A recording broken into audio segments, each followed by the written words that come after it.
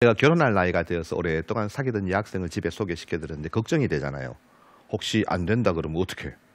그래서 고민하고 있다가 이렇게 결혼할 나이가 되어서 허락을 받게 되어서 이제 딱 소개시켜드리고 그날 밤에 부르셨어요. 두 분이 앉아라.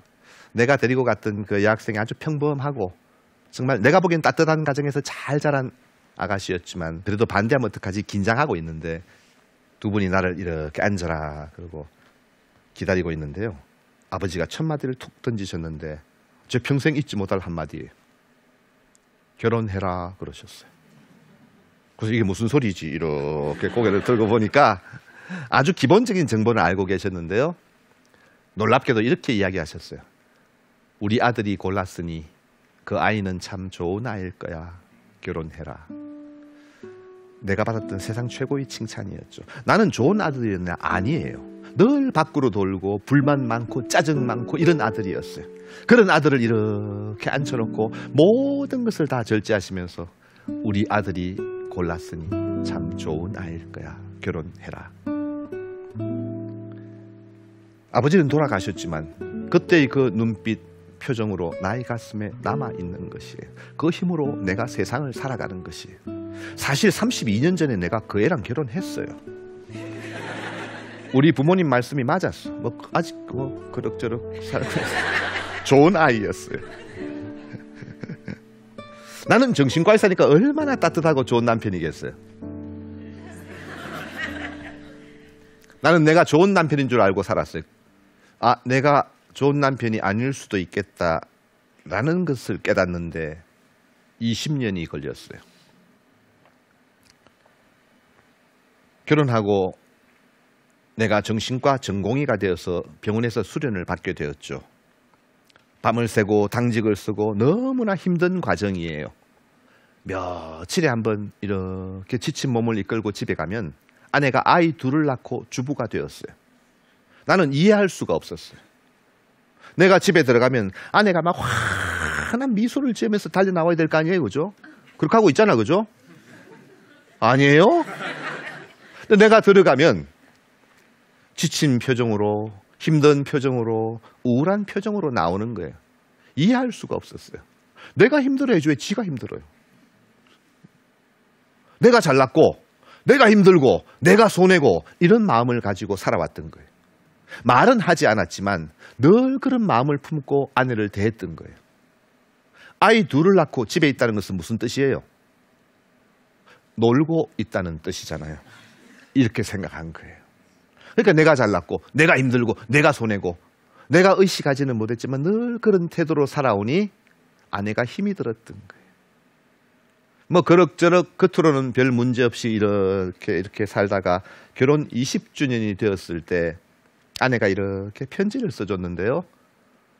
그 편지를 받고 진짜로 눈물을 흘렸어요. 이렇게 적어줬어요. 처음 나를 만났을 때 너무 좋았대요. 20년을 함께 산 지금의 당신이 그때보다도 더 좋아요. 약간의 립 서비스를 넣어서 적어줬어요. 그리고 살아온 긴 날들을 적고 마지막에 이렇게 적어줬어요. 세월이 흐를수록 함께하는 시간이 많아질수록 날로 더 존경스러워지는 남편. 나의 남편이 그런 남편이어서 참 고맙고 행복합니다. 이렇게 적어줬어요. 문제가 뭐예요? 내가 그런 남편이 못됐다는 거예요. 누가 알아요? 내가 알잖아요. 우리가 어떤 남편이었는지는 우리가 잘 알잖아요. 그 편지를 받고 수도 없이 많은 생각들이 떠올랐어요. 그 많은 기억들 가운데 내가 늘 아프게 기억하는 기억이 있어요. 아내가 아이를 낳고 천식이 왔어요. 밤마다 숨을 못 쉬는 거예요. 지친 몸을 이끌고 당직을 마치고 이렇게 모처럼 집에 들어가면 그 모습을 보는 게 너무 짜증이 나요. 힘들잖아. 어느 날 또 이렇게 들어가서 지쳐서 쓰러져 있는데 밤에 아내가 나를 깨우더라고요. 자기야, 숨이 안 쉬어져. 천식이 오는 거예요. 내가 너무 힘들어서 자다가 이렇게 눈 뜨고 보니까 숨을 잘 쉬고 있더라고. 난 너무 힘들다. 내가 옆에 스프레이 갖다 놨으니까 좀 뿌리고 자라. 그리고 돌아서서 잤던 기억을 내가 하고 있어요. 새벽에 깨니까 아내가 이렇게 벽에 기대서 울고 있는데요. 내 평생 지울 수가 없는 기억이에요. 내가 그런 남편이었어요. 밖에 가서는 잘난 척하고 뭐 위로하는 척하고 공감하는 척하고 별짓을 다 하고 살았지만 내 아내가 힘들 거라는 생각을 평생 단 한 번도 해보지 않았어요. 그런 남편에게 세월이 흐를수록 더 존경스럽다고 적어준 거예요. 어쩌면 이 사람이 나보다 더 힘들었을 텐데 나보다 이 사람이 훨씬 더 성숙한 사람이구나. 처음으로 나의 결혼 생활을 돌아보는 순간이었어요. 내가 그 편지를 받고 3일 동안 정말로 잘해주었어요. 또 잊어버리지만 지치고 힘들 때마다 우리가 살아가야 되는, 내가 살아가야 되는 이유가 되는 순간들이에요. 이제 우리는 우리 삶에서 우리의 드라마를 만들어야 해요. 작은 기억들의 행복을 더해서 그것을 긍정적인 감정 기억으로 만들어야 하고 이제 누군가에게 그런 기억들을 심어주고 있다는 사실도 알고 있어야 해요. 어찌 보면 무서운 이야기이기도 합니다. 환자분들을 이렇게 만나다 보면 과거의 아픈 기억들이 참 많습니다. 어린 시절의 그 작은 감정 기억들, 안타깝지만 부모로부터 사랑을 받지 못했던 것, 또 큰 사건으로의 상처를 받았던 이런 일들이 많이 있습니다. 그때마다 정신과 의사로서 참 답답하고 한계에 부딪힐 때도 참 많습니다. 그것을 내가 바꿔줄 방법은 없으니까요. 맞습니다. 우리는 과거의 그 사건들을 바꿀 수 있는 능력은 없습니다. 그러나 그 과거의 상처에 대한 태도를 바꿀 수는 있습니다. 살다 보면 그 아픈 기억에만 매몰되어 가지고 이 내 삶 전체를 망쳐버리는 경우를 많이 봅니다. 물론 그때의 기억을 치유받고 새로운 삶을 사는 것도 좋습니다. 그러나 그 아픔 자체도 내 삶의 한 부분일 뿐 그 다음에 많은 드라마들이 내 가슴 속에 긍정적인 감정 기억으로 남을 수 있다면 우리 인생이 그 비참한 어린 시절의 함정에 빠져 있지는 않을 것입니다. 우리 인간에게는 선택할 권리가 있습니다. 누구의 자녀로 태어났느냐, 그 상처를 받았느냐는 우리가 선택할 수 있는 능력이 아닙니다. 그러나 그 다음의 행동에 대해서는 우리가 책임이 있습니다. 알코올 중독자에게 2명의 아들이 있었습니다. 어떤 기자가 고등학생인 이 2명의 아들을 인터뷰하게 되었습니다. 얼마나 상처가 많았겠어요. 힘들고 지치고 상처받았던 그 아이들의 인터뷰 기사를 이렇게 싣고 잊고 살다가 20년 뒤에 놀랍게도 이 기자가 2 아들을 또 만나서 인터뷰할 기회가 생겼습니다. 놀랍게도 그 알코올 중독자의 2 아들 중에 1명은 똑같이 알코올 중독자가 되어 있었습니다. 또 다른 1명은 놀랍게도 목사님이 되어 있었습니다. 기자가 너무 놀랐죠. 당신이 어떻게 목사가 되었느냐? 당신이 어떻게 알코올 중독자가 되었느냐? 똑같은 질문을 던졌지요. 놀랍게도 2 아들의 대답은 똑같았습니다. 당신이 그 아버지 밑에서 자랐어 봐라. 나처럼 되지 않았겠는가? 놀랍지 않습니까? 어떤 아버지 밑에서 어떻게 자랐는지는 우리가 선택할 수 있는 권리는 아닙니다.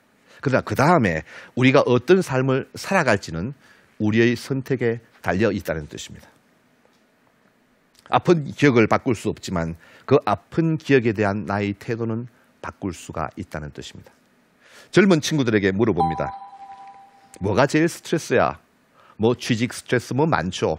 그 가운데 가장 큰 고민은 내가 지금 가고 있는 길이 올바른 길인가? 그 고민을 하는 친구들이 참 많습니다. 혹시 더 좋은 길이 있지 않을까? 늘 그런 고민을 하면서 살아가죠. 그때마다 나는 이 젊은 친구들에게 어떤 인디언 부족의 성인식 이야기를 들려줍니다. 이 인디언 부족은 정말로 현명한 부족이었습니다. 보통 성인이 되면은 우리들은 그냥 넘어가지만 원시 부족들은 뭐 용맹성을 테스트하는 훈련을 시킵니다. 번지 점프를 시키고, 왜? 사냥을 나가야 되니까 용감해야 되잖아. 이제 어른이 되었다는 말은 그런 행동에 책임을 져야 된다. 사냥 나가야 되니까 용감해야 돼. 이런 것을 가르치는데요. 이 부족은 정말 현명했습니다. 성인이 되는 모든 아이들을 옥수수 밭 앞에 일렬로 쫙 세웁니다. 그리고 출발합니다. 그러면 여기서 들어가서 저 끝으로 나오는 것이 성인식입니다. 숙제가 있습니다. 가다가 가장 크고 잘 여문 옥수수 한 개를 따서 나오는 것입니다. 단 갔던 길을 되돌아갈 수는 없습니다. 한 개를 따면 나와야 됩니다. 100m 들어갔어요. 왕건이가 나왔어. 따요 말아요. 아유 아까워라. 바로 뒤에 더 큰 게 있었는데 안 따? 그게 제일 컸는데. 많은 사람들이 나와서 후회합니다. 왜? 옆에 보니까 겁나게 큰 거 땄거든. 내가 안 딸라 그랬는데 말이야. 후회에는 자책이 따라옵니다. 내 인생이 왜 이렇게 꼬이냐. 자책에는 원망이 따라오죠. 줄을 잘못 써가지고, 부모를 잘못 만나가지고, 좋은 학교를 못 나와가지고 이런 소리를 합니다. 여러분, 내가 딴 옥수수가 이 옥수수밭 전체에서 가장 클 가능성은 얼마나 될까요? 안타깝지만 거의 없습니다. 그러면 나는 잘못된 선택을 한 것일까요? 아닙니다. 우리가 어떤 선택을 할 때는 내가 가진 지식과 경험과 정보를 총동원해서 선택하게 됩니다. 여러분, 그것은 결코 최고의 선택이 아닙니다. 내가 할 수 있는 최선의 선택일 뿐입니다. 이제 나와서 후회하고 자책하고 원망할 일이 아닙니다. 내가 한 선택을 최선의 선택으로 수용하고 받아주어야 합니다. 그리고 그 최선의 선택을 최고의 선택으로 만들어 가도록 노력해야 하는 것입니다. 그것이 인생이라는 것을 가르쳐 주는 것입니다. 내 아내가 세상 최고의 아내죠. 그럴 리가 있나. 세상에 얼마나 좋은 여자들이 많은데. 죄송하지만 결혼 잘못하셨어요. 아니에요. 내가 가진 지식과 경험과 정보를 총동원해서 내 아내를 선택했고 내 남편을 선택한 것이에요. 그거는 결코 최고의 선택이 아니에요. 우리가 할 수 있는 최선의 선택일 뿐이에요. 나와서 후회하고 원망하고 짜증 부리지 마십시오. 자책하지 말고 이제 그 관계를 최고의 관계로 만들어 가도록 노력하는 것, 그것이 인생이라는 것입니다. 우리 삶은 끝없는 선택과 결단의 연속입니다. 그때마다 이 인디언 부족의 현명한 성인식 이야기를 가슴에 담아두면 좋겠다 하는 생각이 듭니다. 작년의 삶을 한번 쭉 돌아보십시오. 어떤 기억이 여러분의 뇌에 남아있나요? 힘들고 지쳤던 기억도 많이 있겠죠. 그러나 조금만 이렇게 깊이 생각해 보십시오. 그 가운데는 지친 가운데서도 작은 일상의 행복들이 숨어 있습니다. 거기에 여러분의 감정이 더해질 때 그것이 긍정적인 감정 기억의 힘으로 남아있는 것입니다. 올 한 해도 만만치는 않겠지만 그래도 살아가면서 올해는 내가 정말 이런 긍정적인 감정 기억들을 많이 만드는 한 해가 되고 싶어, 그런 결심을 하면서 작은 일상도 행복으로 만들어가는 그런 멋진 한 해였으면 좋겠습니다. 고맙습니다.